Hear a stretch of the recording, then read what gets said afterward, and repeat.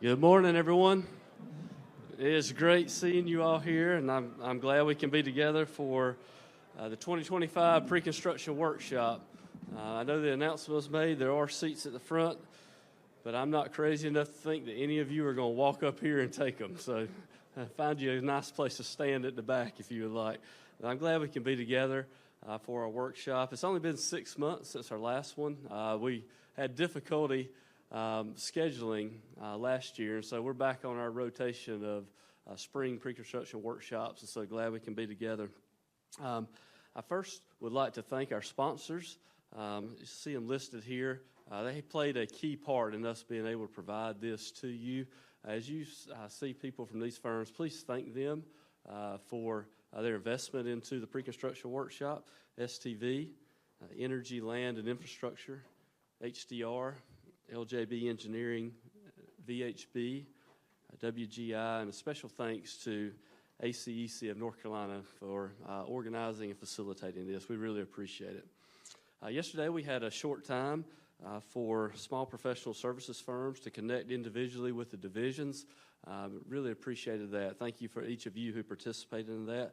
And then we also had a career event in the morning for high school and college students to expose them to transportation and also to potential careers that NCDOT provides. Many of them are surprised with the breadth of what civil engineering covers, especially the transportation industry. For this year, you see very little paper around. It's purposeful.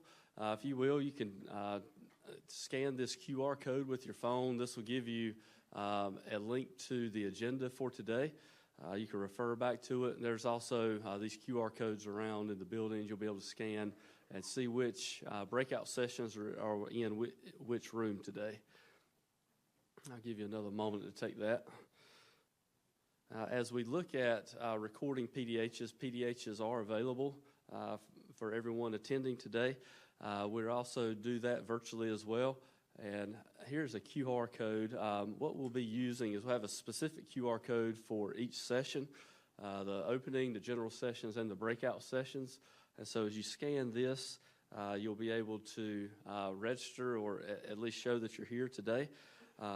You'll do this in each session. There'll also be these, we'll flash it up again at the end. And then at the back of the rooms in the breakout sessions, you'll see a piece of paper where you can scan this QR code as well. At the end of the day, you'll receive an email, and then tomorrow you'll receive a survey that you can complete, and that'll finalize everything you need for PDHs. Today, this is our agenda. A little bit difficult to see on the screen if you're at the back, but if you scan the QR code, you should be able to see it. We have a little bit shorter agenda this year, and part of that is because we were together just 6 months ago. But hopefully you can see things that are of interest to you. Hopefully we chose the largest rooms for the areas that'll have the most participation by you. If we didn't, I'm sorry about that. But we're excited about this today. Glad you're here. With this, I'd like to introduce Mr. Joey Hopkins, Secretary of Transportation. We're honored that he's been able to be with us today to kick us off and to welcome us all. So, Secretary Hopkins.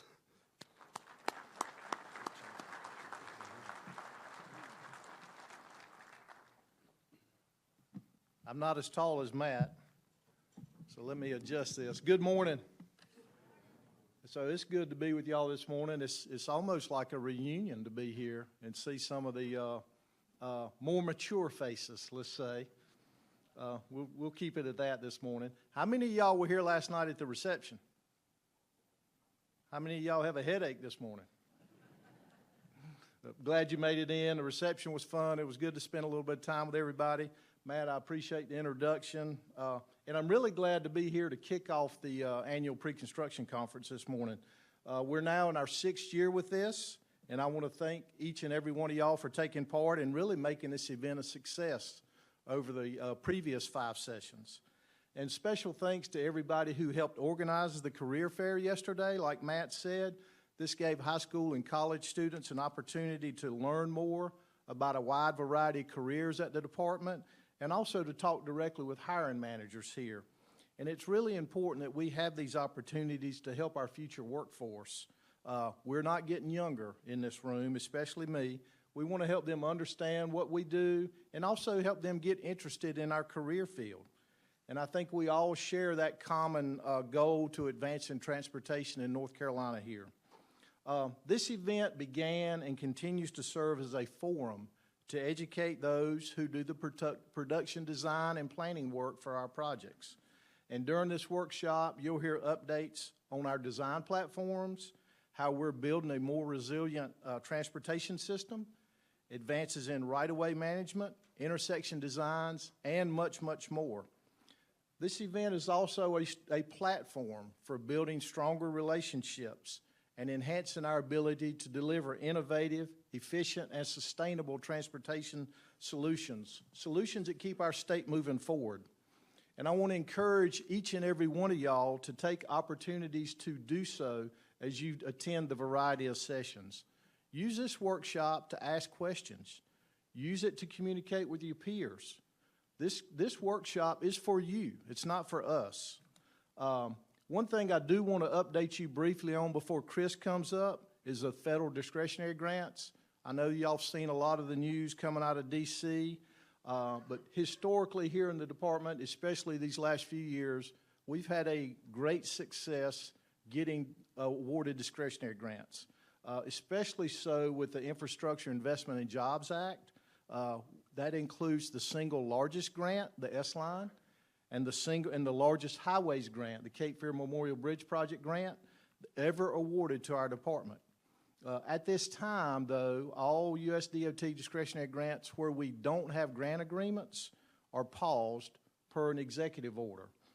That's something we're following closely. I've actually been in contact with USDOT. I was up in Washington a couple weeks ago meeting with them to talk about this pause. They are in the process of evaluating these grants and the others that are paused, and we hope to receive guidance soon so we can continue moving forward. I really appreciate your time this morning. I hope you enjoy your day.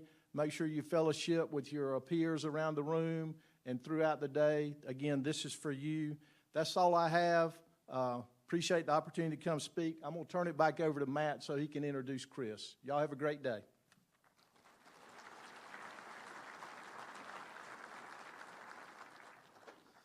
Thank you to Secretary Hopkins. I appreciate him making sure he could be here. It shows how valuable this is to him and to our department.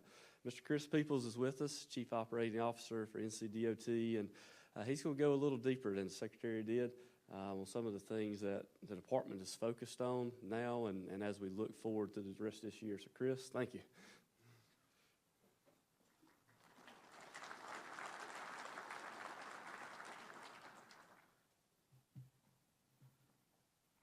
So I'm going to see if I can lay this notebook up here without messing up this slideshow. One of our employees yesterday called the boss El Jefe, and I think we need to now coin that. I think that fits him really good. But El Jefe was standing up here talking about how he's aging faster than everybody else, and I know why, because I sit right across the hallway from him every day. It's an honor to be up here and follow him and speaking up here. He's been great for the department, and I think you all ought to know just how hard that man works, and that he cares about each and every one of you in the room, and what this department means to the state of North Carolina and what our partnerships mean. So I just wanted to say that, but I appreciate being able to stand up here and give you an update today. I want to thank Matt. And I want to start off by just saying good morning, everybody, and I hope you guys are all having a good day. All you in this room play a vital role in turning concepts into plans and eventually our state's infrastructure. Our combined resources and efforts make it possible to deliver projects that communities across our state want, need, and will use. I can't emphasize enough how important all of you in here are to the state of North Carolina. Thank you for all you do to support this cause. Really appreciate it. So,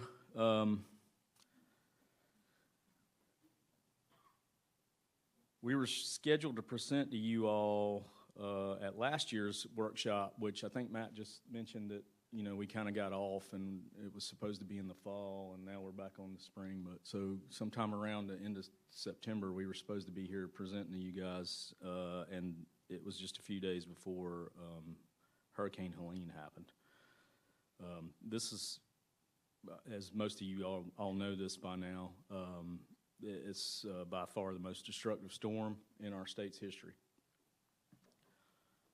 At about $5 billion, the expected cost of restoring the state-maintained infrastructure, transportation infrastructure damaged by Helene alone is nearly 4 times the amount NCDOT spent on all declared disaster events from 2004 to 2024. That number was $1.4 billion. Previously, the largest storm cost-wise in North Carolina was Florence at about $250 million. We've already spent over $500 million on Helene, just a little over whatever we are now, 170 days, or getting close to it. So just a matter of days after the storm, we were able to reopen I-40, where a landslide spilled across the interstate at Old Fort Mountain. You can see that picture on the top left. And just below that, you can see one of several sections of Interstate 40 that was damaged in Pigeon River Gorge. I'm sure y'all have all seen plenty of images of that and drone footage and everything else. To the right, you can see where the Rocky Broad River caused heavy damage to US 64 and 74A near Chimney Rock. And so these are just 3 of thousands of damaged sites.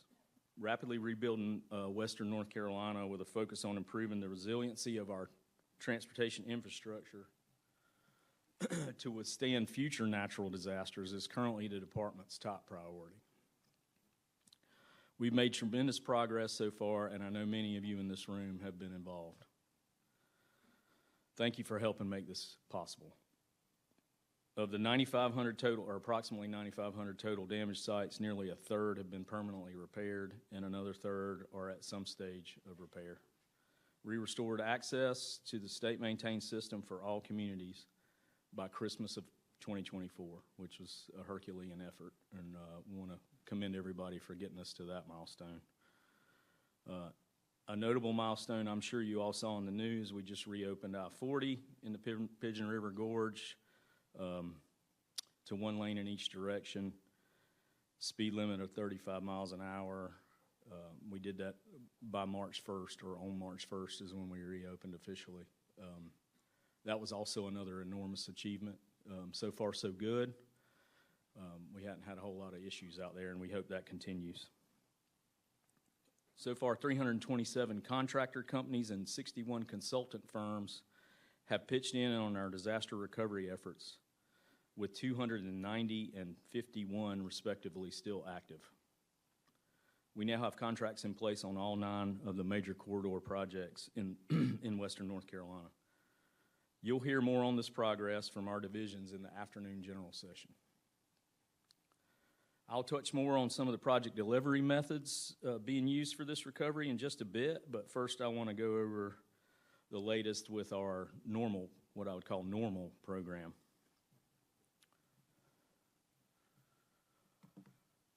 Here's a snapshot of the program, which, as you can see, is extensive.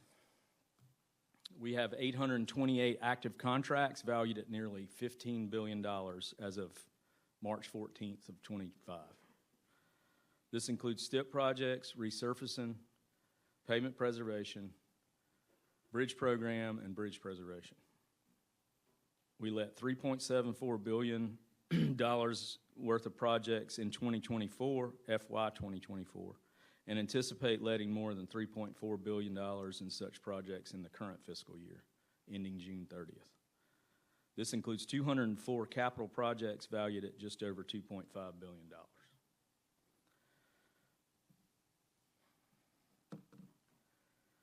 Also want to give you all an idea of our expectations for planning and design contracts and resident engineer construction inspection services for the next 24 months. We estimate spending about $640 million on preliminary engineering, a significant portion of which will fund planning and design professional services. We anticipate that our construction, inspection, and expenditures will be approximately $430 million over the next 2 years. And large on-call limited services that are advertised now or will be advertised in the next 12 months include statewide on-call CEI services, feasibility studies and general program and prioritization LSC, Eastern Division's planning and design services contracts, design build on-call general engineering services consultant LSC.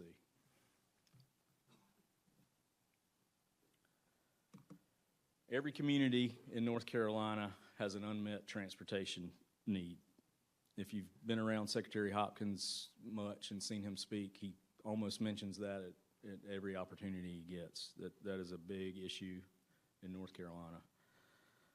And with the rapid growth that we're seeing in our state, the needs continue to grow, and so do the costs. For instance, we saw a 67% increase to the National Highway Construction Cost Index in the last 3 years compared to a 22% increase for the previous 14 years.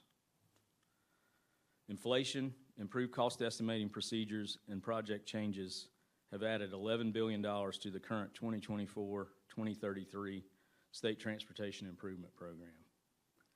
That's impacting the draft of the next step, too, which we released in January and anticipate the Board of Transportation to adopt in July. In our latest round of project prioritization used to develop the draft STIP, we had $144 billion total cost of projects competing to be included in that 10-year program. The available funding to program projects for the 2026 to 2035 STIP is just under $33 billion. To ensure the STIP remains fiscally constrained, as required by state and federal law, the schedules of many projects were shifted, with some becoming funded for preliminary engineering only.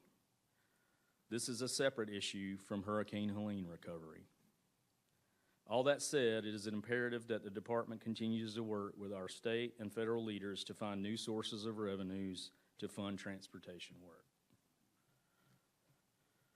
This is especially true with the increased use of EVs and the improved gas mileage of many makes and models. Our motor fuels revenues remain strong, but when viewed on a per capita basis, they are declining. So keeping costs in check is critical, especially on construction projects.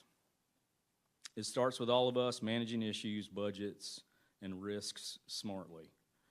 That means building the minimum project required to meet the intended transportation needs and keeping project scopes in check.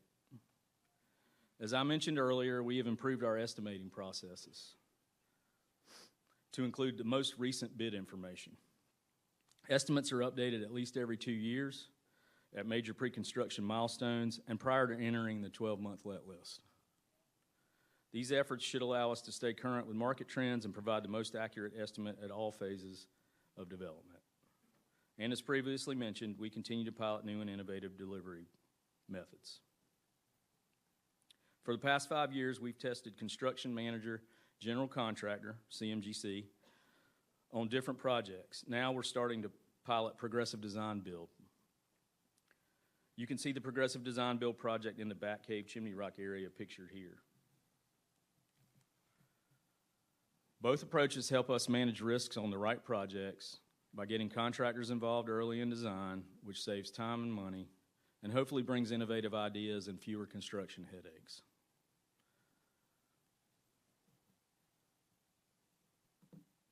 In closing, I want to encourage you all to be leaders, own your work, and be proactive. Get in front of issues, and don't become complacent in your day-to-day duties. A minor issue left unresolved today can really come back to cost us a lot of money later and a lot of time. We have a lot of work ahead of us delivering the current program and the Helene recovery on top of that. Keep in mind the current financial environment, the workloads that we have, and look for ways you can have a positive impact, not just for the department, but for everyone who lives and works in North Carolina. I'm proud to have all y'all on our team for these unprecedented challenges and look forward to the successes we will achieve together as we build, rebuild, and maintain the state system. Thank you again for inviting me to share with you all today, and I hope you have a great conference.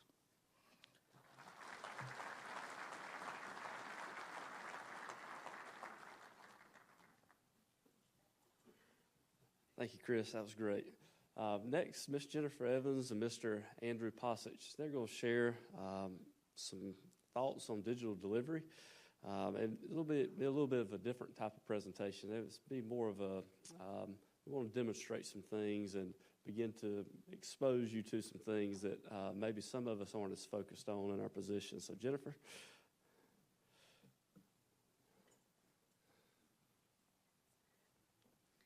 Thanks, Matt. And that was a perfect introduction to thinking about digital delivery at DOT. And I just would like to recognize first and foremost that everyone in this room has their own experiences and their varying level of understanding or exposure to what digital delivery at DOT means. And so our goal today is really to provide we're not going to do a live demo. That's too risky in a room of this size, but to share some real examples, to share some context that I hope will resonate with everybody in here in a way and bring us to a place of at least common understanding of where we've been and where we hope to go with digital delivery at DOT. I think it's important to, define what we're talking about. And so when we think about digital delivery, ORD, OpenX, the model as a legal document, those are things that we're talking about. We may be a ways off from some of those things while we're right around the corner and we're already living in other pieces of that. So it's always good to think about why. Why are we doing this? And I was driving home last evening and I was thinking about technology, because that's really what this is about. Technology evolves, and if we don't change with technology, we're lost. And so, the piece of technology that I think we connect with the most is our telephones, right? Because we're all ingrained in our telephones on a daily basis. And so I was thinking about telephone technology, and of course I had a party line growing up, so that's way old technology. But my favorite cell phone was probably a BlackBerry Curve. I had a pink BlackBerry Curve. It had that little ball cursor thing that you could move, and man, I could work that BlackBerry Curve. And if you'd have asked me in 2007, I think is when BlackBerry Curves came out, if you'd have asked me at that time if I needed an iPhone that could navigate traffic and get me on a train and pay people, I'd have said, or tell me how I sleep, or what I eat, and I would have said, no, I don't need any of those things. I have an alarm clock, I have a GPS, I have these other tools. And now here we are, almost 20 years later. That's been 20 years since BlackBerry Curve came out. And we probably can't imagine living without phones that can do all those things for us. And so take a minute to think about where transportation delivery may be in 20 years and what that might look like. And it's really quite fascinating. So I'm going to turn it over to Andrew in just a minute. And like I said, he's going to share some information that hopefully will connect with everybody. I would be remiss if I did not talk about the logo on the screen here of this one team. And so I think Matt shared at the last pre-construction workshop that we had established a executive leadership, a pre-construction, a construction, and an asset management digital delivery working groups. And so we've been actively working for a good bit now. I'm the lead for the pre-construction group, which is why I'm here talking about this topic. And so we did a collective advertisement and selected a team of a private engineering firm team to support the department, because we recognize that this is a large effort and we need help. And so we have selected this grouping here that you see on the screen. They termed themselves One Team, and so you can see it's a diverse grouping of firms and individuals that I think have really come together to collectively help support us and to work us through this initiative. So it's always good to think about where we've been and take a look. And so this is just a splattering of efforts that we have done to date. This is not inclusive whatsoever, but you can see we've been in this transition and this effort since around 2018, and we have had a lot of effort from people across the department that have helped to put together training. I think every time I ask a question, and those of you who know me, I ask a lot, somebody has a document or somebody has a guidance or somebody has a training that they've already put together. I've been very impressed with the level of effort that has already been put into this. And so I just think we're in a really good place with the team that we have together, internal, and then we've had this grouping. We're in a really good place to springboard to the future. And so I thank everyone who is involved, and I'm going to turn it over to Andrew, and he will share some more information.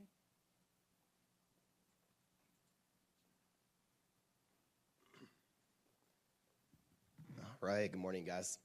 I promise the raspiness of my voice is from last night. I lost it. That does not speak to my lack of enthusiasm for being up here.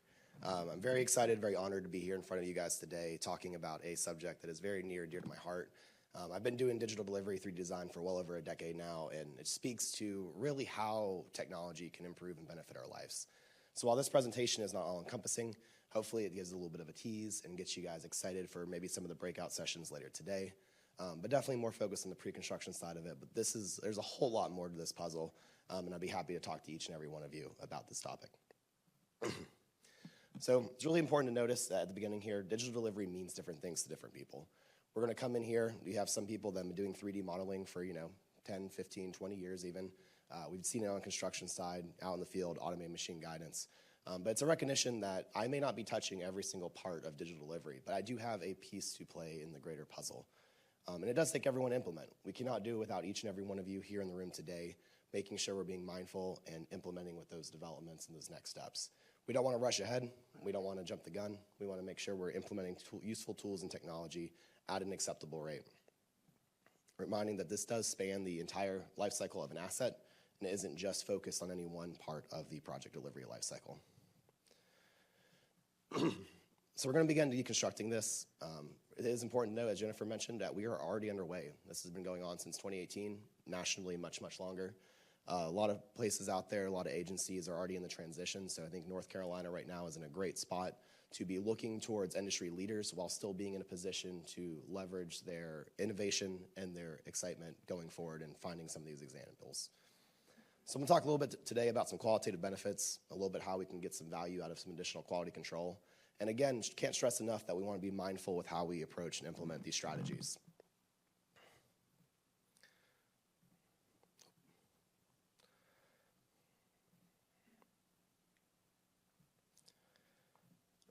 This is probably the first thing people think about when you're looking at digital delivery is 3D, but I'm here to tell you it is way more than that. We're really looking to leverage and understand how we can take traditional 2D data and bring it forward, but also how does that data live beyond that?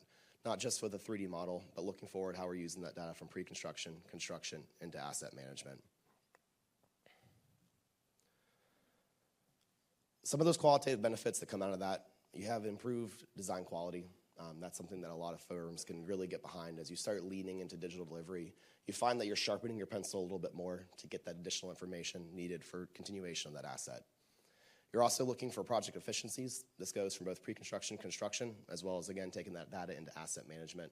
I promise you that there is something out there. It is my personal goal to show you how digital delivery can benefit your life. It may not be everything that you need it to be to solve all the problems in the world, but there is something out there for everyone to help improve those processes. The biggest that we're seeing in industry, I do a lot of work in other states as well, is the reduced conflicts in the field. So being able to have a full understanding of what exactly is being constructed and taking that data from construction into the pre-construction world and vice versa. It's really a two-way street for how we're integrating this information. Probably one of my favorite parts is the interdisciplinary coordination that comes out of it. Forcing everyone kind of in this digital world makes us all, going from just reviewing a 2D PDF to a full integrated 3D model. It gives you additional insight. It gives you perspective on other disciplines that you may not traditionally have. And that's a very powerful tool. An image is worth 1,000 words, a model's worth 1,000,000. not just that information and the visual, but also the data that's contained within the model. We've all seen public involvement communications. That just becomes even easier now. That information is no longer a secondary effort. We're integrating visualization and visualization teams with the model to create a result, to have a living and breathing understanding of the project as you go along. And not touched on often, you get this improved safety, both on the pre-construction and construction side of being able to understand your asset and understand any potential risks that may accumulate during out the design. Some of the first things here, design quality. You're able to get in there, you're able to understand the geometric information. You're able to just have this better understanding of, hey, I'm validating the design, I can make sure things geometrically clash and they work. You're able to check this through a review process. So being able to look out there and not just review it from a pre-construction side, but also construction side as well. You're hopefully able to take that and have a clear communication of the need and the project challenges. I tell you what, taking a 3D model into a meeting, it saves instantly, 20, 30 minutes of understanding from a traditional plan, profile, and cross-section. You no longer have to explain what's happening. You can see and visualize those challenges. And ultimately, you're ready to take that from design to construction. The examples here, of course, for Division 13, we have some examples of LiDAR being used in the pre-construction side to immediately understand the real-world conditions and within days get that information into designers' hands. And then another example from Division 2 here of taking that 3D data into the field for construction. One of my favorite things is it does in value to save time. So you're able to jump in, understand the challenges. Example on the right here is using photogrammetry to assess a damaged storm pier.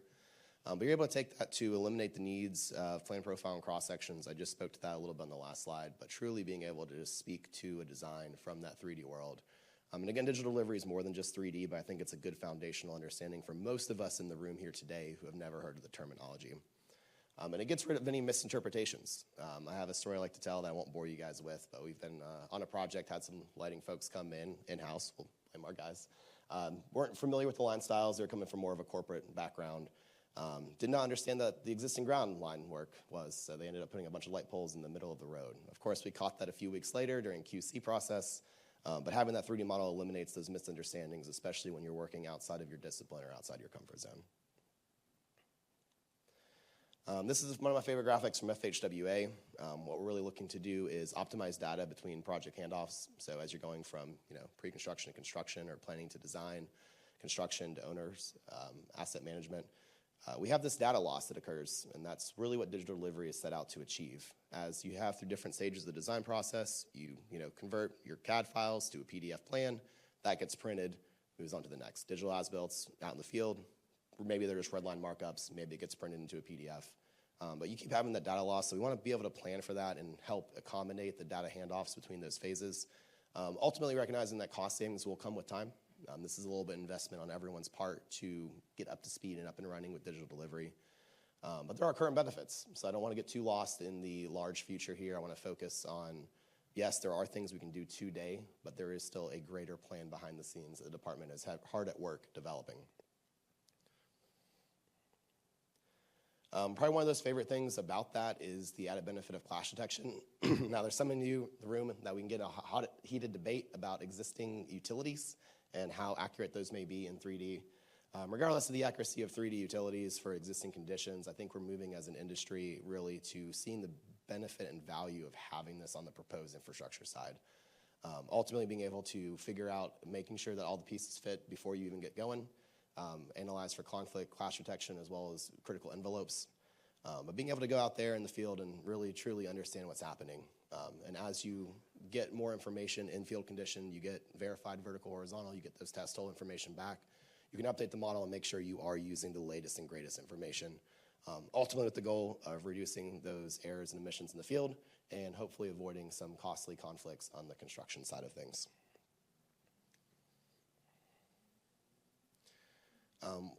Again, speaking to interdisciplinary coordination, by relying on digital delivery, you in turn are having a model that is serving as a single source of truth.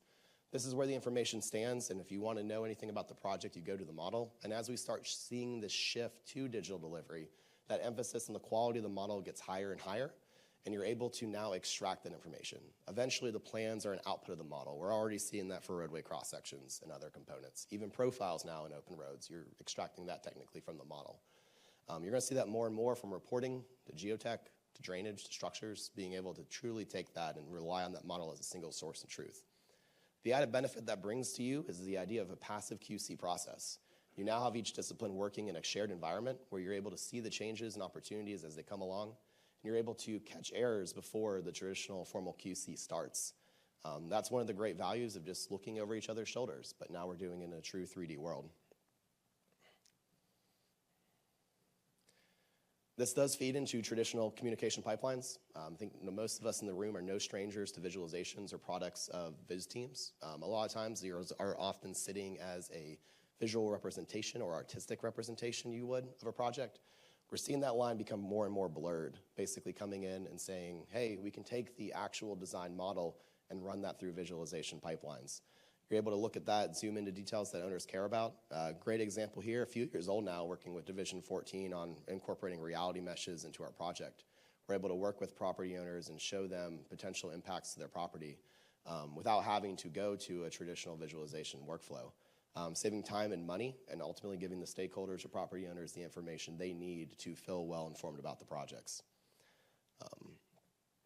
But this does still filter into those traditional avenues where we're able to take that and really immerse the public and other stakeholders in the process as a whole. You're able to provide 360 information, so rather than bringing them out in the world or relying on a single static render, we can actually walk the project. And what's the beauty about this is that's no longer an additional huge hurdle or cost associated with those models. You're able to pull those right from the design software itself and feed it into necessary information that can be portable, viewable on a web browser, and easily accessible to everyone involved. Can't stress enough, digital delivery isn't just about 3D modeling, it's about the communication of information and using technology to help improve those processes. Safety, typically a big concern for a lot of folks. It is important to recognize that we can grab and actually do certain analyses to these models now. On the pre-construction side, you have 3D site distance analysis tools, which coincide along with this traditional plan profile analysis. But being able to see that live in 3D, several tools out there that can be for roadside hazards, clear zone, even things like hydroplaning are starting to creep in now where we can use the 3D model to fully leverage and extract some of these safety features. That also trickles to construction. So being able to make sure that, traffic management's correct. Your phase construction is going to be constructible. There's a lot of information out there, and we'll save this for another day, but 4D, 5D modeling. So now you're incorporating schedule and cost into your models to make sure that it's not only constructible, but we're constructing things in a smart and efficient manner. This is going to be a quick tease. This goes into greater detail during the breakout session, but Jennifer mentioned some of the tools that are becoming more available.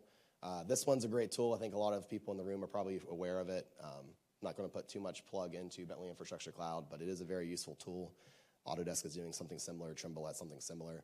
The focus here is doing web-based. So this is the tool for those folks of you who have not opened CAD in a year, 2 years, maybe even a decade, being able to jump in and extract this information.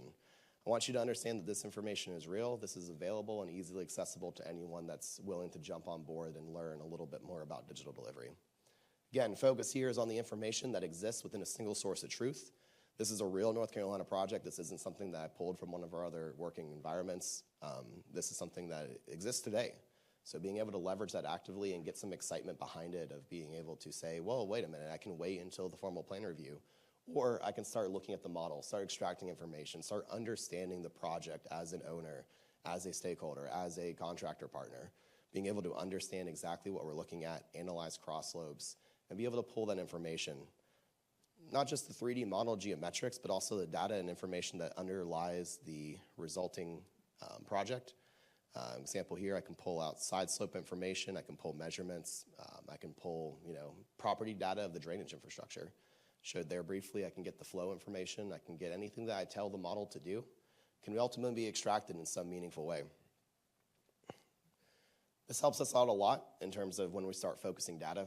So I think there's a lot of talk in the industry about how we communicate and how we handle these data handoffs.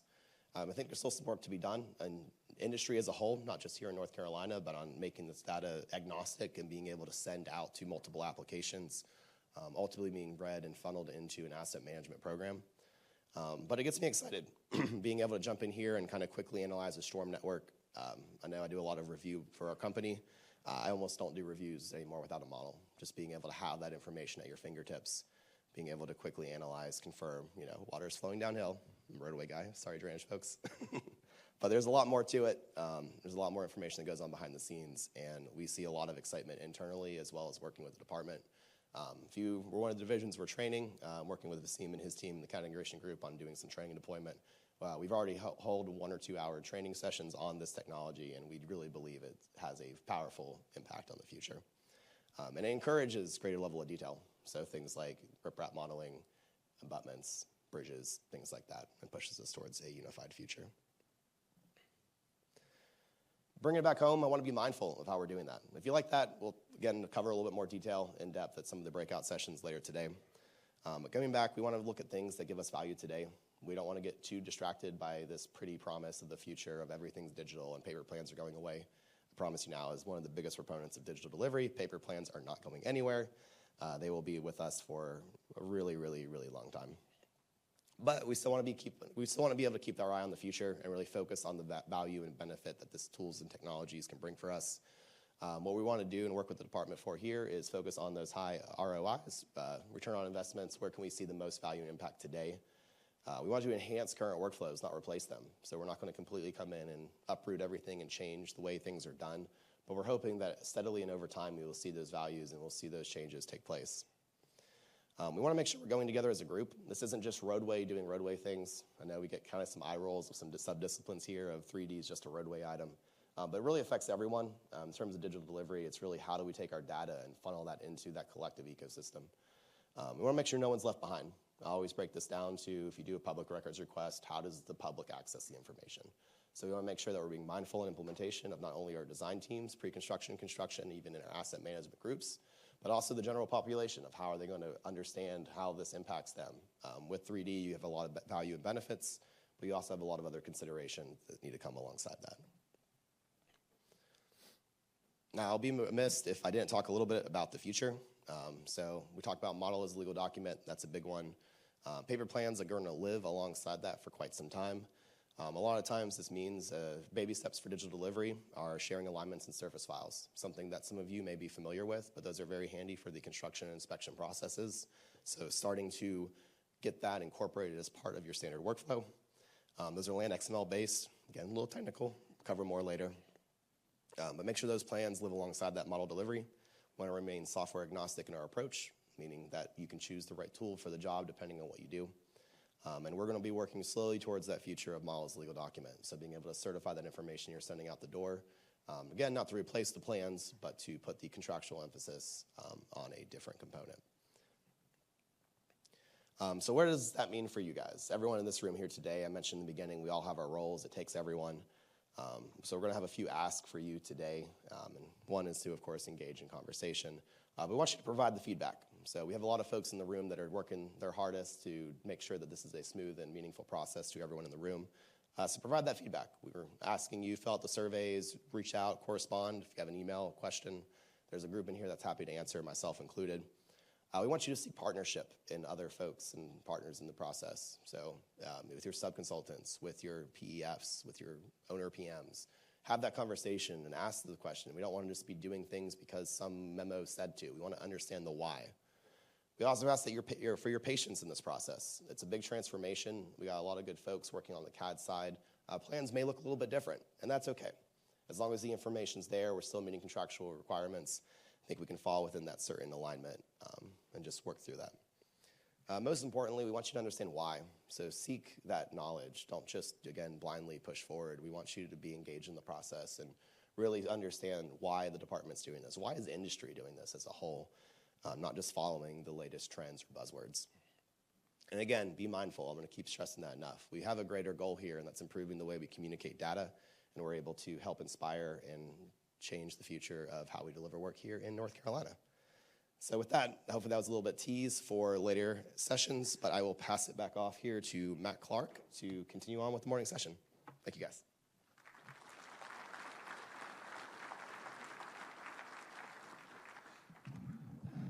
Thank you, Andrew. Thank you, Jennifer. We really appreciate that. Our jobs and some of the ways that we complete the duties that we have are going to change. So hopefully we can do it in a wise way as we move forward through digital delivery. Chief Engineer Lamar Sylvester is not with us today. I was really hoping that he was going to be the one to wrap up our opening session and give us a charge and a challenge. But with him not being here, I have just a few thoughts that I want to share. One of the key focus areas for Lamar, as he, in his time as chief engineer, has been project delivery and Division of Highways taking the steps necessary to improve and have greater confidence in delivering the 12-month let list. For those of you who are NCDOT employees, you've heard this more than one time from Lamar. This is a focus for his. So what I share today, these are not his words. I had a quick conversation at a high level with him, so if I say something wrong, it's not on him, it's on me. I own it. But I hope that this discussion that we have, just as we wrap up to this morning, that'll focus us as we conclude and as we approach the rest of the day, but more importantly, as we strive to deliver projects day in and day out. So we must deliver and bring balance to and consistency to the 12-month let list. That's a challenge that each of us need to leave with. We have some work to do to bring more stability to it. Our goal is that there's a high degree of confidence that a project is going to let in the specified month when it enters the 12-month let list. That is the goal of the department. It helps with balancing finances with the cash model, resources in the residence offices and with CEI resources, and then also as contractors are looking at bidding. It brings a lot of value, and the consistent bidding is really good for an organization of this size. Looking at schedule, when I stepped into this position as Technical Services Director, maybe even in the first month, I asked Secretary Hopkins, who at that time was Chief Operating Officer, how he desired for us to measure success. So really the question of what does success look like for me, for the department, for technical services? And the answer that he gave is that he desires for the public to see NCDOT delivering projects when we say we're going to. Well, what does that mean when we say we're going to? When do we officially first engage with the public? It's typically at the public meeting, right? And we always have our maps. We have the data that's there available for them. And we often say, this is the fiscal year we're going to begin right away acquisition, fiscal year we're going to begin construction. We need to be able to deliver on that. From when we have a public meeting to when we actually see right away begin and see construction begins. That needs to be an ultimate goal for us as we look at the STIP. That's the way we need to measure our success. We want to fulfill this commitment, and there's some reasons why we haven't in the last couple of years. And none of us have had complete control over those things. The economy has brought things that have been completely unique in the last 4 to 5 years. And so we recognize that. But moving forward, I think we're in a good place to be successful. Chris Peoples, he mentioned some of the improvements to cost estimating and to our practices.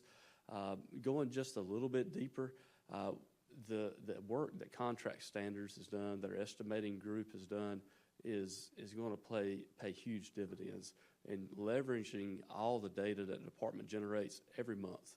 Every month, the database that we can use to develop and estimate projects is being updated as those bids are coming in. Very valuable. The work that Feasibility Studies is doing with express designs, project scoping reports, and really identifying that a better upfront initial estimate, that is key for us, especially as we look at STIP programming. Scheduling is so important.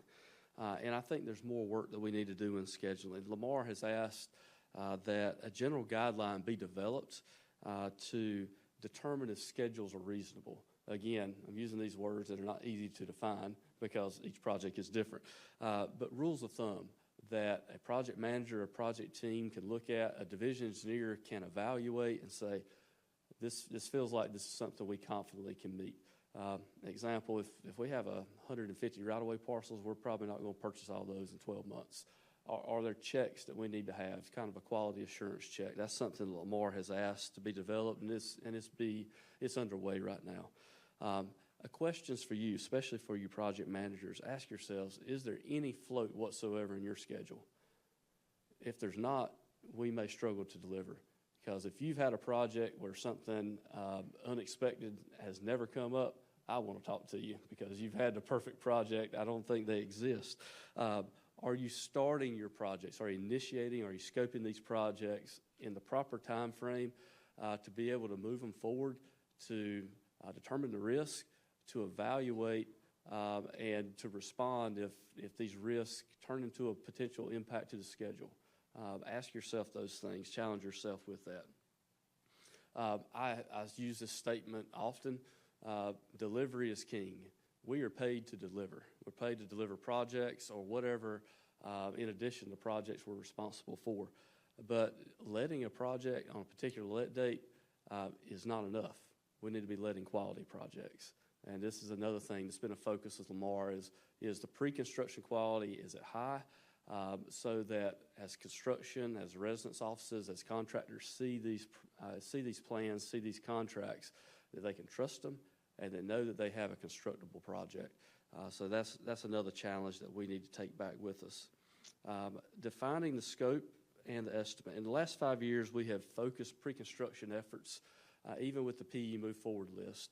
We focused that really on the delivery portion of the STIP, those projects programmed in the first 5 years of the STIP with right-of-way or let date. The department is beginning to take a broader look, and we're going to expand the planning and design efforts to the projects in years 6 through 10 of the STIP to ensure that we're identifying what the need of the project is, confirming the scope, really to have a confident scope in these projects. So often we are focused on what the cost is, what the schedule is, but the fundamental item that we need to look at is what's the scope. We can control the scope. We often can't control how much it's going to cost. We often can't control the schedule because there's some things outside of our control, but we can control the scope in working with the partners that we have for each project. So I challenge you to shore up the scope early on projects, confirm the schedule all the way through letting. You're not going to know the minute details, but we should know a typical time frames for right-of-way, utilities, what is it going to take for us to deliver, and develop a cost estimate that aligns with this scope to be able to have, we're never going to be 100% confident, but to have a cost estimate say, I can feel good about this for what this project should cost today. This is the key to bringing reliability to STIP programming and is a starting point to consistent project delivery. Again, I'd like to thank our sponsors for today, and I appreciate you making this workshop and having a key part in making this workshop happen today. If you've missed scanning the QR code for this opening session, it is here. I will leave it up for a few minutes, so you can scan this. There'll probably some more on the outside if you don't have your phone out right now. I'd also like to mention to you, it's been mentioned that we're back on our spring rotation for the pre-construction workshop. Mark your calendars right now. March 16th and 17th of next year. March 16th and 17th of 2026 is our pre-construction workshop date. I had that scheduled, plan to be here at the McKimmon Center again. So I hope that each of you will be able to be with us. Again, thank you for being here, another sellout crowd, and we hope that this continues as we move forward. What is up next for us? We have a networking break. The lobby is open, and rooms 2A and 2B is where the refreshments are. I would ask that you clear out of this room pretty quickly. If you don't, we're not going to have lunch ready for us at the right time. And so it is to our advantage to clear out and head to the break room, to the lobby to be able to fellowship. So with that, I'll swing back to the QR code. Thank you for being with us and open the session, and enjoy the workshop.